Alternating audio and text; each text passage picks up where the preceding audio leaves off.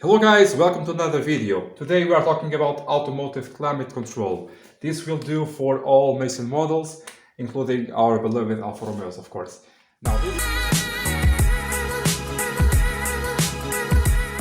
Now this system has a heater core and an evaporator, meaning it has cold and hot air into the cabin of the car. This is a very simple thing to explain, but it gets tricky now and again, okay? So before we started, let me just give you here an advice.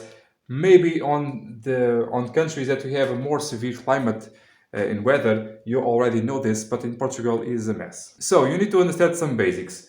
The cold air goes down, the hot air comes up. So on the winter months, what you need to have is the hotter air going here to the floor of the car, and on the summer, the cold air going up into the roof of the car, the inner roof, okay? Why is that so important? Here in Portugal, we see a lot of this, the reverse, the hot air going up and the cold air going down. And for that, we have a lot of problems, health problems, because of that. You get a cold very easily if you have your climate control configured in this position. Why is that? As the cold air goes down, if you have cold air direct to your feet, it will never go up, and the same thing for the hot air, it will never go down. And in that way, let's imagine on the summer you go and put your cold air directly to your feet, and now all of your lower part of your body is very cold, but you still can feel very hot on the way up of your body, and then you crank on your cold system to give you even more cold air, and now 2 days later you are really cold, okay? And on the winter you do the other way around. You do your hot air because you want to feel that hot air on your face, and you do your hot air on your face like so, and now the hot air cannot go down, and you feel very hot on your upper portion of your body, but on your feet they are frozen solid almost, and now you have a cold because you have different temperatures on your body, very severe, and when the wind blowing on your face, that is very, very bad for you. What you need to have on the summer months is direct the flow forward, but not to your face. Put your vents up, okay, and make sure the cold air goes above your head. And that way the cold air descends through the cabin naturally, the more natural possible. And give it time for that too, okay? For the hot air, the same thing to your feet, and it will go up on the cabin of the car, okay? That part is solved, I believe. So this is a schematic, very awkward one for the climate control on any car.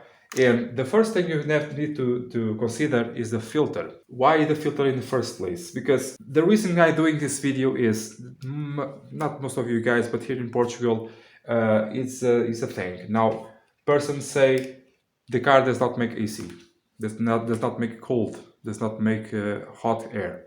Okay, but what do you feel it's happening? Does not the wind blow on any of the positions over here? Or do you hear the ventilation working, the blower working? What is the symptom? People do not explain by the symptom. They explain what they think is wrong with the car. And other people say, change this, change that, change a bunch of stuff. What you need to understand is, you have a filter that most of the times is clogged. And because it is clogged, on the summer you cannot have so much cold air, and on the winter you have, for example, a fog inside of the windscreen because the humidity inside of the filter, because of the dirt that is on the filter. Check your filters, guys. Again, do you hear or feel the wind of the blower? Yes or no? In this case, let's say yes, okay? Another thing that happens is you have a bypass not to have the air coming out of your filter in case that you have a lot of concentration of CO2 outside of your car. My 156 has a system to detect the heavy air on the outside. If so, it engages the bypass. I do not recommend you the bypass for too long, because inside of the cabin, of course, you have a lot of carbon monoxide of our breathing. So that is for a short period of time. Now, what happens here is, imagine that you want hot air. The air goes by the filter, goes through the blower. The filter can be after or before the blower. Does not matter right now. What matters is you have to check and replace your filter. I have videos for that too if you want to see, down on the description below. And you want hot air, okay? So let's take out this evap here. So the air goes through on the winter at 10 degrees, and you have a connection to your antifreeze system on your car, and you heat up the temperature to 30 degrees centigrade, okay? And now you have a free flowing to whichever position you choose to. So you have a door inside of the system that can be manipulated via a cable, for example, on the older systems. On your new systems, a reductor, a motor reductor, as I call it in Portugal, with 3 or 5 wires, depends on the system. If it has five wires, it has an actuator and a sensor inside. If it has only 2, it's only a motor. Case in point here on the actuator for the recirculation normally is 2 wires, but there is the older system. Now is only 5. Okay, I will talk about a little bit more of the electrical part of the blower, but let's get to it, okay? So actually you can have a mix of both. You can have cables and operating motors inside of the system. Okay, now it is summer and you want cold air to your inside of your cabin. The air outside is 35 degrees, for example, passes the evaporator and goes out to 2 degrees.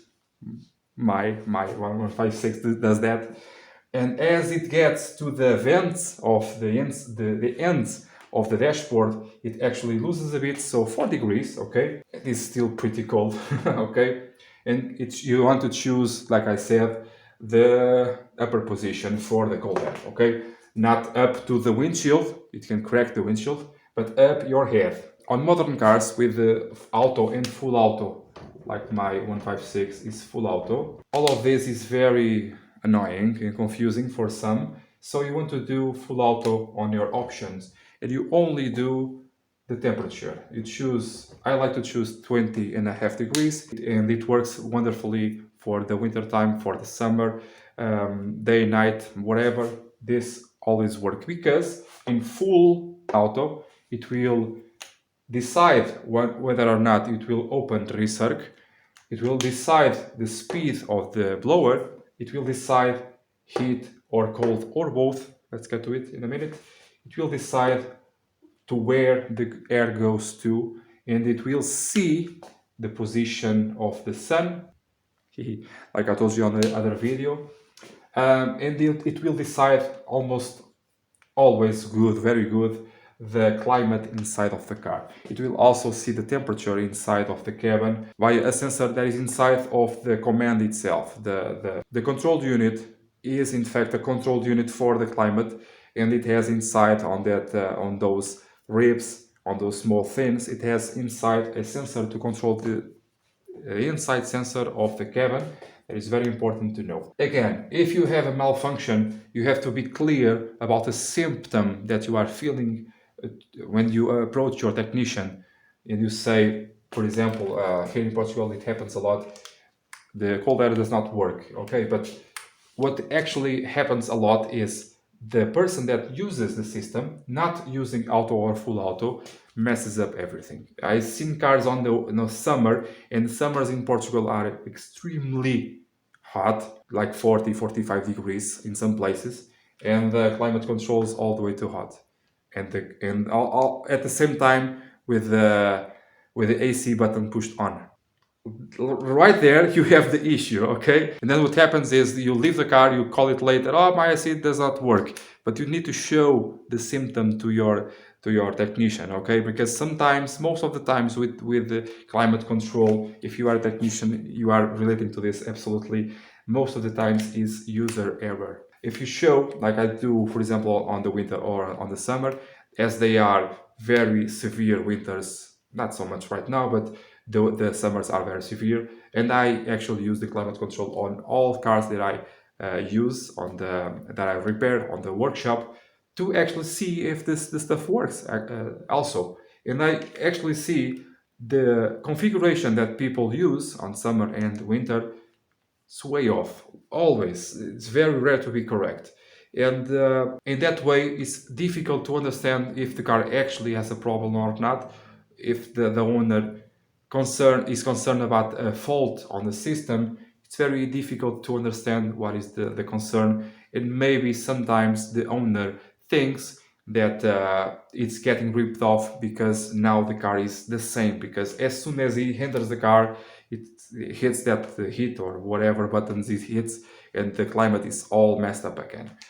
Okay, but aside of that, the filter is a very big issue on these systems, all of the systems. Another thing that happens on this, not the issue, but the complement to the quality of the system. On the older cars, you had a very, on the summer, a very dry air coming out of here. And now to try to eliminate that, what is done to make the air better is to heat it up first, and then goes this close, okay, this open, and then the air is rapidly not evaporated, passes through the evaporator, and it gets really cold really fast. It gets a thermal shock, and now it has the same 2 degrees, but it's not so dry. Okay, it's much faster this way to create cold air than just to pass it through the 35-degree outside of the car.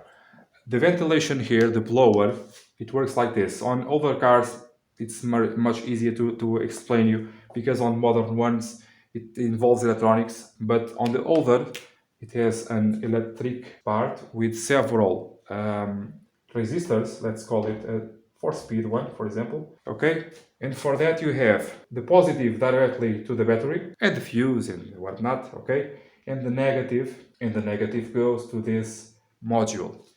The module is connected with, I know these drawings are fuses, technically are fuses, but they are not, okay? Okay, so you have 1, 2, 3, plus 1. And now you have the selector on the dashboard that goes to the ground, and you select 1, 2, 3, 4. As you select the first speed, you are connecting the ground to this one, to this wire. In this wire, let's imagine, I don't know by heart, but let's say 300 ohms, probably more, but 300 ohms lets you pass about 8 volts, and the blower blows softly. Okay, as you pass to the second speed, you take out this connection and you put it into second speed, and this resistor has about, let's say, 200 ohms or so, and let's pass 10 volts. Now the blower blows with greater speed. And for the third speed, the same thing. It lets pass to 11 volts. And the fourth speed lets pass the tension of the battery, 12 or 14 volts if the car is on. Okay. So normally the thing is, with these systems, the last speed, being 3, 4, 5, no matter what, the last speed always works, because the last speed does not pass through a resistor. It can pass through the resistor assembly, but inside does not pass through a resistor. Sometimes it does, but it's really rare. Okay, so now you understand, when you have only the last speed, the problem is in fact with the resistors, and sometimes the connections over here, they burn. Okay, very rare, but happens on the Ducatos a lot, and you have to take out the dashboard. I like to do that job, actually. Yeah, I do. I did a ton of that. So, on Alfas 156, none of this is applied. You actually have the module, but the communication between the module and the selector is electronic, is digital, like you saw on the videos of the CAN bus. And taking this out, okay, it's one less thing to fail, but the module in this way fails completely, and not only the last speed works, none of the speeds work. Normally it is here, the module. To confirm if the problem is the module or the blower, you can inject directly 12 volts into the blower, or you can measure the output of this module. I already did this exact exercise on the car, and down on the description there is a video for that. Guys, I think it's getting dark now. I think everything is in. I did a very quick thing here. If I encounter malfunctions on my cars, to explain you better how this stuff works, how to determine this and that, I will obviously do a video for that. For now, I just want to give you a heads up for this stuff, an introduction as well for this stuff. And if you have any questions on the comments below, please write me down. I will try to answer any one of you, of course. And down on the description, there is a lot of stuff that can be useful for you. See you next time, guys. Bye.